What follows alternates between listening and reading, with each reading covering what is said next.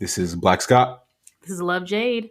and we are He Said, She Said, podcast tackling controversial topics and current topics as well concerning men, women, And the roller coaster that is our relationships with one another. so today we got light-skinned baddies, cheating women, social media, and mental health. Let's talk about it, y'all.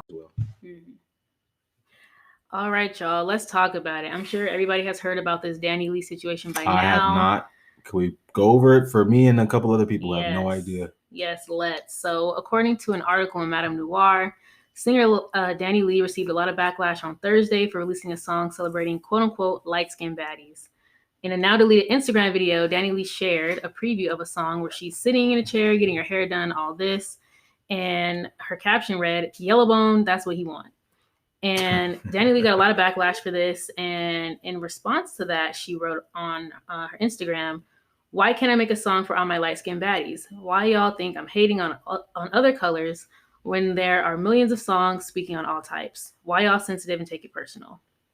What do you think about this? I think she's sensitive and taking it personally. And like everybody's gonna have their opinion, just like she had an opinion on that's what he wants. I don't think that's what he wants. Well, every man probably that's what the baby wants, but yeah, I think she's being too dramatic about it. Honestly, though, I really think based off because we heard the song before we actually start recording, it was garbage, straight garbage. And I've heard her actual real stuff is pretty good, pretty solid, but this is garbage. So I'm thinking this might be some type of publicity stunt. She might have an album or a single coming out soon, some type of collab with the baby or something like that. I don't know, but yeah, it's not making too much logical sense. Yeah, I agree. I think it just was unnecessary. Right. Let me just say that. I've heard her music. I mean, prior to all this, I was actually a fan of Danny Lee. I love her music. She's really a really great artist, to be honest, but it's just like, girl, what are you doing? You know, like you about to get canceled, you know, like I can't support this anymore. And I mean, for those who don't know, like there was a lot of mess surrounding her and the baby's relationship. Like they've claimed each other now on social media, but before this, there was just alleged reports that she was like a side chick and that he was still dealing with his baby mom. And allegedly, yeah, his baby mom Mimi, she was coming out saying like, nah, this wasn't right, and kind of just saying that she was still dealing with the baby at the time that Danny Lee came into the picture. So it's really messy. In my opinion, it just seemed like she was trying to take a hit at Mimi. Like that's just my opinion. Like why? Because if you're a good artist, why would you come up with a song like this? It's a horrible song. Like we'll link the article for y'all so you can see. I mean, so you can listen to the song, but it's just, it doesn't make any sense for you to be this good of an artist and to come out with something like this. It had to just be you taking shots. Right. I was going to say, what do you think about the relationship for the future? Because I feel like, I've always been told the saying goes, the relationship starts and ends the same way. So if it starts with cheating, if it starts with, or if it starts, in a good way, in a positive way, it will end off that way. I'm thinking about, who was it? Tristan Thompson and Khloe Kardashian. Mm-hmm. It started off sloppy. We all know how that ended. So I was just thinking, what do you think about the future of the relationship going forward? Just based off how it starts and how it's going right now. Well, Tristan and Khloe seem like they ended in happily ever after. But that's anyway, what they want you to think. That's what is they've been putting out there. Well, as of now, but as far as this situation, I mean, I really don't know. Only time will tell. But to me, it just seemed like he was. I think a lot of men get into the industry and they blow up and they become famous, and it's kind of like, oh well, I can get this girl or that girl now. And I think that's kind of what happened here, to be honest, because like you had a good woman by your side, so what was the point of doing this? If the alleged reports are true that you kind of started dealing with Danny Lee in the middle of everything else, it's like, why would you do that when you had a good woman? It's just like, I don't know. They get in these positions and they kind of just go crazy. And if you're single, go crazy, do you? But like, if you have somebody, just do the right thing. You know what I mean? And if you do want to explore and do all that, cool. But like, break it off with her then and go explore. But there's no need to do it in this messy fashion. So do you think that the relationship is, dare I say it, doomed? Inauthentic? Just like you said, she was rocking with him before he was who he was, and it was, you could say, more authentic. Like I said, now he blew up. Now he's getting, in his mind, better women. So do you think that now it's just not as authentic as him rocking with his baby mama before he was who he was? I can't really speak to the authenticity. I just think it seems very forced the way she's promoting it. Like, it's just like she wants it to be in everybody's face. Like I said, I think she's taking shots at Mimi, but even if she's not, you want this relationship to be like on Front Street. You want it to be in everyone's face. You want to get on the Shady Room and all these different websites. You want to like put this out there for everybody to see. And it's like, you're trying too hard, sis. Honestly, if you have a happy, healthy relationship, yeah, you're going to post about it here or there, but you're not going to be doing this. It's like, what are you trying to prove and to who? It would be ducked off like Michael B. Jordan and them. I mean, they ain't that ducked off. Michael B. Jordan and Lori Harvey. It's not really ducked off at all. I mean, it was ducked off. It's not anymore. But I get your point. Are they also well, that's the thing I'm thinking about too. Are they also, not them as well, but just I guess now celebrities in general, is this promoting a relationship? Is that a business move by their PR people or whatever? Or is she just attention seeking, or what's her deal, you think? Danny Lee? Yeah, Danny Lee. I think she's very, very, very attention seeking, and it's so obvious. It could also be PR, but I think because like she wasn't like a really well-known artist, a lot of people didn't even know she had music out. But to me, like she was well-known enough. Like I said, I was a fan of her music. So to answer your question, like, is this a PR stunt? It very well could be, but to me, it just speaks like, it just comes off like desperate woman. So there's like a character move. This is not like a PR businesswoman move. Is it like a character? Yeah, move? Like it could be, but it just speaks exactly more to your character. Like, who do you have something to prove to, sis? It's crazy because like you, to me, are successful. You are a good artist. You make good music. You're beautiful. What do you need to continue to try to prove yourself for? That's just weird to me. When I think about it, remember how before she wasn't claiming to be black. She was claiming to be, was it Latina or just Dominican? Just right. Straight. So I think now just being with the baby and, he's African-American, black, culture.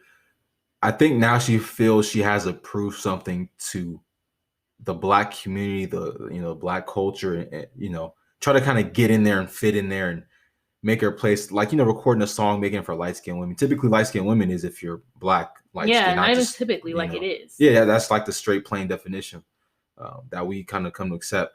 So I think really at the same time, she's also feeling the need to fit into his world, his culture, that universe. Even though she's always in the R&B universe, now specifically being with him, I feel like she feels more pressure.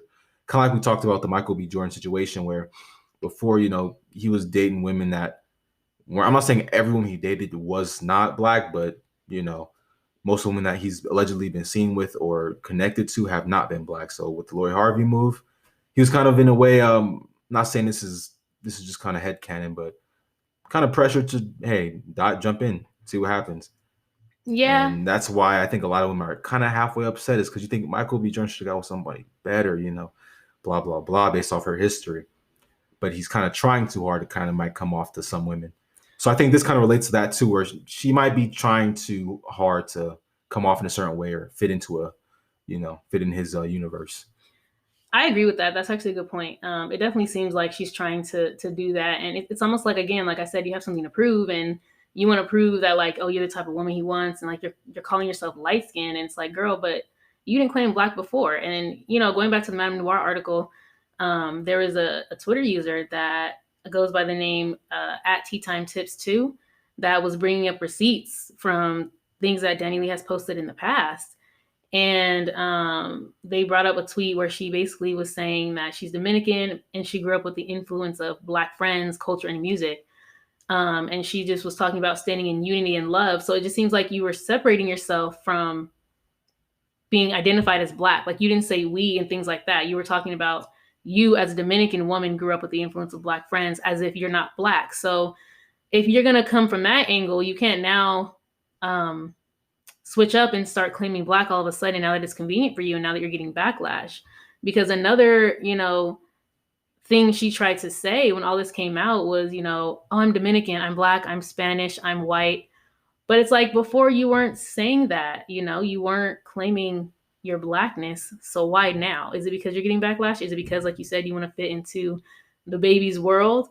I don't know, but it's like you just got to be careful what you put out there because this generation is full of receipts and people will pull them up. For real. I think too, you think this is a thing now with non-Black women dating Black men, that because I'm thinking about now, even when Tyga was dating Kylie, or even just the Kardashians, where they do things like the cornrows, where they do these, people call it cultural appropriation.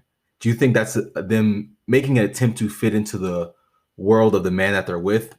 Yes, 100%. And usually it's more subtle, like you said, the braids and stuff like that. But she just blatantly started calling herself light skin. Like she went to the extreme. Yeah, like we forgot. Like, we didn't Yes. forget. Like, girl, you went to the extreme. And I mean, just to address the colorism of it all, it's like I really thought we were done with this light skin, dark skin thing. Like, first of all, like again, she doesn't identify as black. But Yeah, just so in why general, even bring it up? That's really, to me, doesn't make any sense. If you're not even black, why are you even throwing, some in the mix into well, this light skin, dark skin thing? When she's you're not riding even, that fine line of, oh, all of a sudden, you know, I'm black, I'm Spanish, I'm all this because of my Dominican heritage. She's riding that fine line where she's conveniently hopping into Latino when that fits her, and then she's conveniently hopping into black when that fits her. trying to ride the wave. And it's like, just be you, you know, identify how you identify and just leave it at that. You don't need to keep switching up. That's not necessary, you know?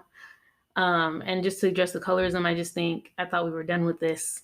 You know, speaking for the black community and those who identify as black, I think it was just upsetting for us because it's like, I thought we were kind of moving past this now. Like, why is this still? Of course, like you still hear it in music a lot, but I just was under the impression that we were kind of moving past this as a community. So it was just disappointing. Yeah, I think too with culture or rap culture and the black culture being more prevalent now than it was, let's say, the 90s when it was more rock and roll, things of that nature. It's almost like it's a competition, even amongst blacks and non-blacks, who's gonna out black each other. You know what I mean? Right. And out black, it's not literally just out black, but since again, pop culture is now mixed with rap culture, right, hip hop culture now. Now that's the praise standard, being the rapper, being in the culture. So now it's like, can I out black? Can I be more cultured, more popping than you are? Because now you see everybody with chains. Yeah. Now you see everybody, with being extravagant. Like, again, it's typically you see in the black culture. So now I feel like too, anyone who wants to be involved with the hip hop culture, the black culture, it's kind of tied together. You have to now out black people. Yeah, black is in a way, now. like be more black, more culture, more hip hop, more hood, more thug than they are, which is a dangerous game. I think it's completely unnecessary. You can still enjoy it without trying to get into all that, but that's something that, again, I don't think is good for anybody's mental health to do. So I agree. And I also just think, going back to your point, I think in this case with her, with Danny Lee, I think you were just trying to, like, I definitely agree with your point that she was trying to fit into his world. And it's one thing when we're talking about like, oh, everyone's trying to out black each other, but you're trying to, it seems like, out black women because now you're claiming light skin all of a sudden, and now it's like his baby's mother, Mimi, she's darker toned. So it's like when you take shots at her, you're almost in a way putting down darker skinned women, making it seem like lighter is better, and you're playing into that whole thing. But the crazy thing is, you're not even a black woman. Yeah, she's not even in the game. Part of like, that. What you mean? Like, right. She's not even at the table. You're not in the conversation, sis. I just think it is just a blatant example of like the side chick trying to do too much. I think now, like you allegedly were the side chick, right? Allegedly. But now you have moved into that position of the main chick, but you still have that side chick mentality where for some reason you feel like you need to like assert yourself over his baby's mother. You know what I mean? Yeah, and you know what's crazy? I'm thinking now, I think it's the social media thing. Because let's say social media didn't exist. I think it would, the way things are going down, it would not go down this way. And I think that is just a testament to kind of how social media affects people, how they affects their actions and how they think. But, just thinking about her as a woman in general, I think it's completely unnecessary. Completely unnecessary. And I think, didn't they start off, I want to say allegedly cheating? Allegedly it was cheating. Allegedly she was a side chick. So it's like, it just seemed like... How long was it before people figured that out? Because I know some people say women are better cheaters than men. I don't know what you think about that. I mean, that's an interesting topic. I think in this case, she wasn't really a good side chick because she didn't stay quiet. Hey, that's the thing. At least when a woman has a side dude, he'll play his position. I mean, but you really think men are better cheaters than women? They play the position more? That it's not the question of are men or women better cheaters. Are the people they're cheating with better participants? Huh. So I mean, there is an article that was published in the New York Post that it was really a study. So I thought it was really interesting. Like, basically, it was a study done at the University of Western Australia. And they had 1,500 heterosexual white adults. So we just want to give the disclaimer that this was the group that was studied. But they basically had these 1,500 people rank pictures of faces. And a rating of 1 would be like, oh, not at all unlikely to be unfaithful, and a scale of 10, like if you rated them a 10, extremely likely to fool around, right? So what they found was that both men and women were capable of predicting a man's infidelity, but neither could reliably assess a woman's. And they also found that men with more masculine features were more likely to be pegged as cheaters by both men and women. But it was interesting because a psychiatrist, not related to the study, but another psychiatrist in the New York Post article was Dr. Kenneth Rosenberg. And he told the Post that 20% of men cheat, but that number has been stable, right, for 20 years. Versus for women, it's 15%, but the number has gone up to 50% in the past 20 years. So for men, the number has been stable, but apparently there's more women cheating now. So I don't know. All this is interesting. What do you think? first of all, I gotta say off the bat, Black men don't cheat. So I don't think we're in that God. 20% at all. Just making that clear. Outside of that, I really do think it's interesting, especially with women having more freedoms, more liberations, or being more liberated.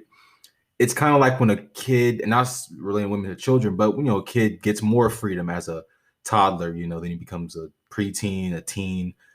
They start testing more boundaries. So I think part of women just having more sexual liberation, specifically in this case for cheating, they're going to test the boundaries. And I think with more of that, they're going to kind of realize, I don't think this is going to work. But while they have the freedom, they're for sure going to definitely try to go out and explore that. Since men have been, I guess, have more options, I guess you could say, or sexually liberated, possibly, they kind of already know what that's about. So some men cheat if they want. Those are just cheating men. Not all men cheat, but the cheaters cheat and the other men just aren't for that. But again, now that women have the freedoms, they gotta test it. So I think now they're in that phase of just testing the boundaries, testing the freedoms, and I think the lessons will come soon. So I think that's what it's about. Yeah, I don't know. I think what's interesting is that the article also was saying that scientists believe that our tendency to believe that hot people are more likely to stray and like be cheaters is like an evolutionary thing. And they say women, we need to be able to detect evolutionarily, of course, if a man's going to be flaky, if he's going to be a cheater, because we got to secure our offspring and whatever. I don't know. That's interesting to me, but I think I definitely So if he's ugly, he can't cheat? I'm not saying if he's ugly, he can't cheat. I was going to call a name out, but I'm not going to do that. But I'm just going to say we've seen some examples in society, in celeb culture, of men that were maybe not as attractive. They weren't a 10 out of 10, have cheated. We've seen that. So I definitely don't think that. I mean, I'm not talking about him, actually. I'm not naming no name, but I actually wasn't thinking about him. But I mean, hey, you know what? Everyone has their opinion about that. So I'm going to leave that to the comment section. All right, then. I'm going to leave to the comment section. But I just think that this is a thing. And honestly, I believe this myself. Like, if I'm honest, if there's not that I believe that it's a diehard fact, but I do think that if a guy is more attractive, I'm definitely going to be looking like, I don't even know if I want to get involved with you because it's going to be mess. And I literally have not dated people because I was like, nah, I don't know. I just think you got hoes. I don't know. And that's not I don't want to deal with a harem of people. I just want to deal with you. You know what I mean? You think that it doesn't go both ways? So let's say a guy sees a woman, she's very attractive. You think he'll say in her mind she's a cheater? I wouldn't think so necessarily, but I'm just kind of putting that out there. In fact, I think that guys will be like, dang, I got to shoot my shot. Right. Hey, it's a 10 out of 10. I got to shoot my shot. Might as well. I think too, especially with the guys being attractive, you think of guys as go-getters anyways, more aggressive, more forward. Mm-hmm. An attractive woman, if anything, if she's attractive and feminine, she still is not going to go here and start spitting game. Usually you see that as a guy, speaking from a guy's perspective, you see that from the women who are less attractive to be more aggressive. Because they got to be. No dude's just going to come up and just, you're not about to get millions of dudes out here just trying to, they might want to get with them for, a short time, but not for a long term. So I think too, with women who are just beautiful, you have the option of just being a filter, basically. if you're not that attractive, you probably got to go shoot your shot, especially for the guys you want. So I think that. I don't know though, because I feel like guys will shoot their shot regardless though. Like, you don't have to be a 10 out of 10 for a guy to shoot his shot. But you know what kind of shot he's shooting? Is he shooting the layup or he's shooting the half court, the 3-ball from downtown? Like with a pretty girl, he's about to shoot that 3 with the immaculate form. With the girl who's less attractive, he might hit the little sloppy layup with the. He might travel too, sloppy footwork. Why gotta be sloppy? Let me just go ahead and see if I can just throw this in here real quick. Low effort, you know what I mean? Probably travel. Who cares? I mean, look, I just think guys will shoot their shot regardless. I personally feel like in my experience, like I'm trying to think, but I just think I'm an introvert, so I'm always uncomfortable when people try to talk to me. You know, especially if I'm not interested in you. If I'm interested in you, it's like, oh, hey, like, let's see what he's talking about. But if I'm not interested in you, regardless of if you're cute or not, like if I'm just not trying to deal with you, I feel uncomfortable. And I kind of just, so going back to your point about this, I'm like, well, I never shoot my shot at a guy, ever. I find that typical, though, of women, you know what I mean? They're not going to go out here trying to be Miss Playgirl or whatever the case, you know. Right. But I'm thinking, is that because I have quote unquote attractive privilege to where I don't have to shoot my shot because the shot comes to me? And in fact, I'm so quote unquote attractively privileged, if that's the word, that I just have so many people coming at me that it actually gets on my nerves when people like come at me. You know what I'm saying? I'm not tooting my own horn, you know, I'm not saying that, but now it makes me wonder. Now you got to plug the IG. Now I got to plug my IG so y'all can... So people could check you out and possibly have more suitors coming. But the only reason why I bring that up is to just say, like, that's not my experience. I've never had to be the aggressor. I've never approached a man. I've never done that. So it's challenging my thinking for me to say, like, okay, but maybe it's because I'm attractive that I don't know what that's like. So I don't want to discount your point just based on my own experience. I find that's why I brought it up too, because I mean, again, from a man's perspective, the only people you really see shooting an obvious shot at you are unattractive women and prostitutes. Oh, that's God. it. The only people who are fishing for all men. You know what I mean? So it's one of those things, but I feel like it's kind of contradictory because now we're saying women cheat more, right? According to this article here, or have the inclination to cheat more in recent years. But now we're saying that the girl who's a 9 or 10, typically in our minds, will not cheat compared to the guy who's a 9 or 10. When in fact, it seems like the guy who's a 9 or 10, you know, he may not cheat. The numbers for him cheating are lower compared to the girls who are 9s and 10s, according to the research. So what do you think about that? Maybe it's our thinking that I think it's updated. Yeah, I think we don't think of women as cheaters, like even to this day in society. And I just think that that's incorrect. Is that why they're good cheaters? Is because no one's gonna ever think about, oh, she would never do that to me. Yeah, that's one major reason, is because you're not suspected in general. So it's like, you know, you can kind of get away with more. They say women are smarter about how they cheat, which I think women are more organized in general with things. So I think that could play a role. But also, to your point, like, men are usually just okay with being the side dude in a way that women are not. I was gonna say I fully disagree with you because, again, you could have the perfect plan, but if the person you're working with, if your group partner is just chaotic, then it will just throw the whole plan away. So women, are they smarter, more organized? Who's to say? I think all we know is that the partner that they're working with is cooperative, you know, keeping it simple, not trying to put a monkey wrench in the plan. Because we can say, oh, men are smart too. Men are also great planners, but we know women can sometimes be more emotional. And, you know, the thing when it comes to cheating, typically the woman who's the side chick wants to be the number one. She wants to be in the wife's place or the girlfriend's place. The side dude doesn't want to be in the husband's place because that means he's got to deal with her full time. Well, I'm still getting for, you know, when it comes to sex, you're getting the sex, which is like the main benefit, without having to go take her on a date, spend money, hear her problems. It's a sweet deal. Versus the woman, for her to cheat, she's probably moving up from whatever dude she's dealing with to a higher value type of guy. And again, he's getting to be with her. She's getting the dates, getting the time, attention, all this type of stuff. I don't think it's a higher level guy. I think it's just the guy that has what you were missing in your relationship. I think that's the case for guys too. Like when they cheat, whatever's missing, that's what you find you're attracted to in the person you end up cheating with. That's what I think. But yeah, I do believe that women are smarter, so I disagree with you. I do think that women are more organized with how we do it, and I think that's a point. But I also do think that what you're saying is a point, that men just don't really care to mess up a good thing, quote unquote. Like, if they're, like you said, getting your time, you know, a little bit of your time here and there, they're getting the sex, they don't need to open their mouth. But I feel like women, they want more, can be more possessive with it, I think.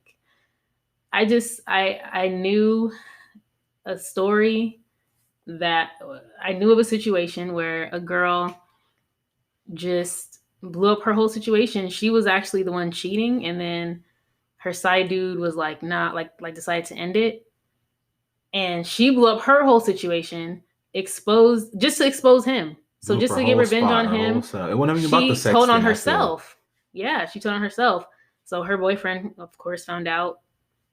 They broke up. Everybody knew about it. But she did that just to like get back at him. And that's crazy to me. I think it's, what's the reward here? Now I'm thinking about it, because for cheating, I think women, when they cheat too, they're not only getting sex, or that's not the thing they value that high, so getting the time, attention. Maybe the guy they're cheating with is treating them, like I said, better than the dude they're with. So they're getting what they're missing. Maybe the dude is not paying attention to him. He's not romantic anymore, whatever the case may be. Don't send her flowers to the job. This dude she's cheating with is giving her sex, yes, part of the, you know, dynamic, but he's also giving her all of the other additionals. Because I still think at the end of the day, in just pure sex, I don't know if that's the most valuable thing to win, you know, compared to, like you said, security. You're getting attention, you're getting resources. For a guy, since he typically, I guess, provides that by himself, or really doesn't typically look for women to give that, he just looks for sex, and that's just good enough. He's not looking for, time. I'm not saying every guy isn't, but typically side dude's not looking for time and attention and resources and chick to do all these things. It's more simplified that way. Yeah. So I think that I feel like it's a dynamic there versus what the cheating women are, I guess, why they're cheating and what they're going after, versus what the men are, why the men are cheating, what they're going after. So what's your final verdict? Men or women? Who's the better cheater? Men or women? Like I said, my original point coming in was, you're asking the wrong question. The question is, who's the better participant? So that's just me. But I feel like, again, too, a lot of this stuff, too, is heightened with the social media tip, too. So maybe on social media, it's easier. You know, DMs are sneakier. Before, you know, you had to call people to cheat and stuff like that. Meet them at the park at 6. All this. What was that song? Mrs. Jones? Oh, God. We got a thing going on. Mrs. Jones, yeah. And they met every day at the cafe or something like that. Oh, Lord, yes. Now, social media, you just DM. The Addy, they call it now a sneaky link. You don't. Oh God. You probably heard that, yeah. You don't have to meet up anymore. You don't have to take that risk of being seen in public. You could just slide in the DMs. No one will ever know unless you get exposed by the person. But you know. And this, along with other problems, is why social media is causing a lot of mental health issues. Yeah, definitely. According to JAMA, the Journal of the American Medical Association, adolescents who spend more than 3 hours a day on social media may be at heightened risk for mental health problems. But, you know, I want to open it up cheating. No, I'm kidding. That's not let's just hope that you're not cheating as an adolescent. Like, let's hope that you still got some sort of purity at that age. With the slut walk and the sexual freedom movement and just the degrading of people, they're trying to make everybody into just. But I mean that degenerates. The slut walk kids, and all that is boys and girls. I mean, you know what I mean. But the slut walk's totally different than cheating. That's just different. Okay, like the slut walk's not condoning cheating. Let's be clear about that. But I want to open up this conversation. Slut? I want to open up this conversation to talk about not just adolescents, but people of all ages. I mean, I'm in my 20s and I feel like social media has a huge impact. I actually don't even go on social media until 12 noon every day. And sometimes I slip up, but I try to do that just because I need to cleanse my mind. Like, I don't want to constantly just be seeing content from people and just absorbing everything from everybody, you know?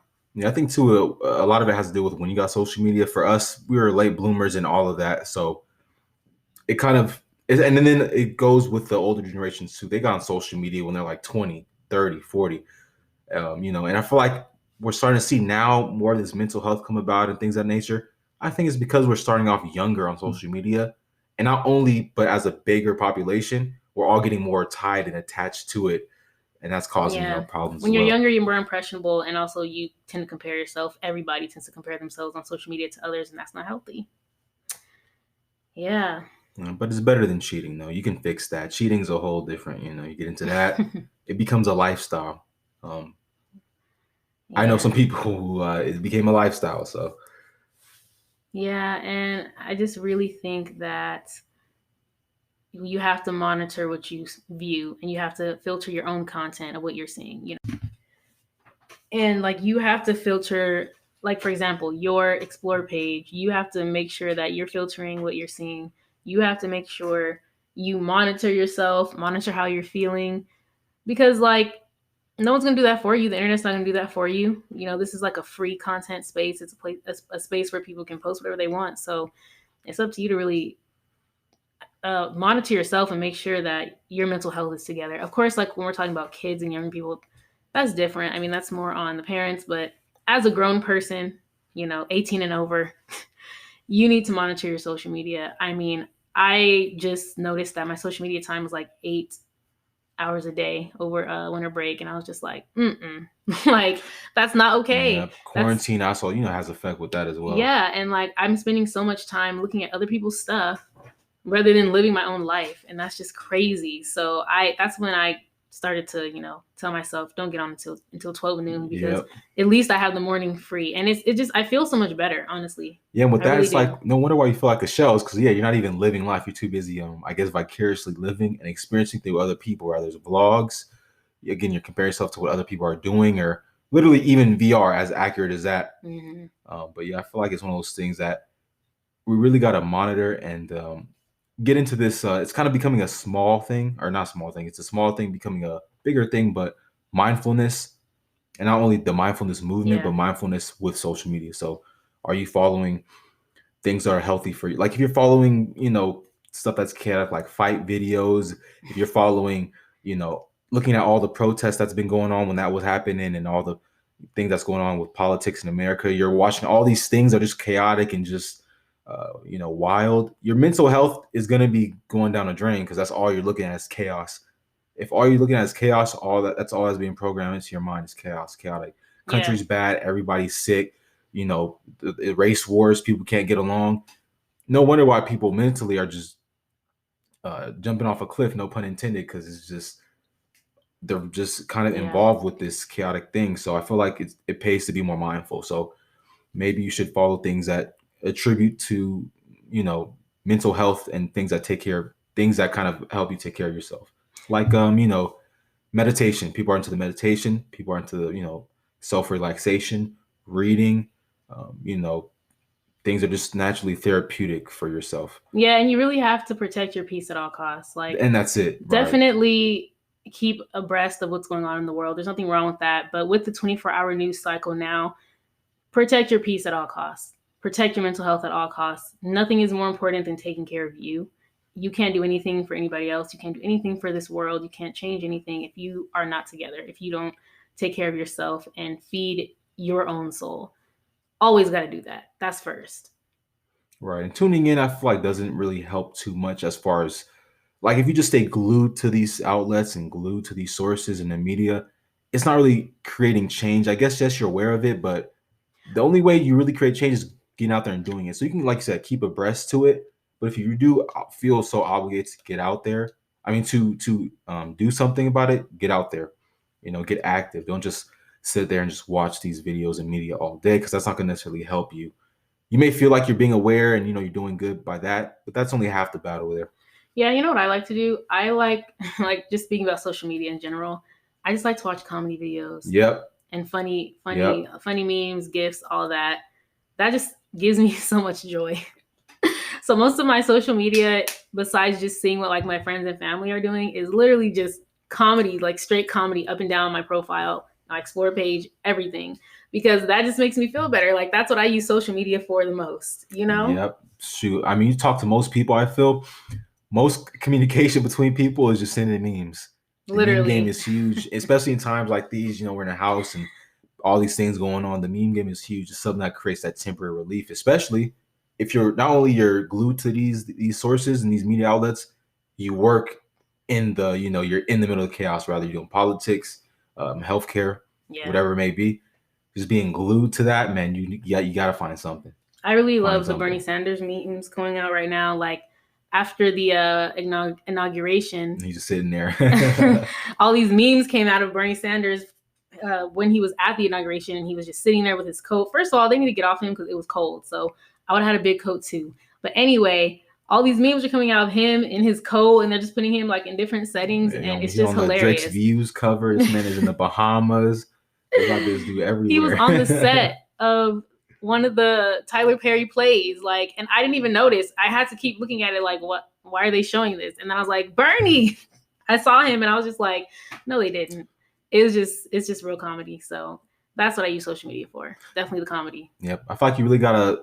It's not only self-care in real life, but also practice self-care as far as social media goes, and kind of, like you said earlier, clean up your feed, or try to put something that's balancing out, the positive or the negative with positive aspects, humor, whatever it may be, positive quotes, affirmations, whatever you want to get into, whatever your flavor is, something like that, to kind of really improve. Because I feel like, especially right now, that's really the only thing we can do is just try to stay positive, keeping a positive spirit, and keep our minds up. Yep, definitely. That we can agree on. So that's all we have for you guys. This has been Love Jade. Black Scott. Stay up, y'all. He said, she said. Talk to you later.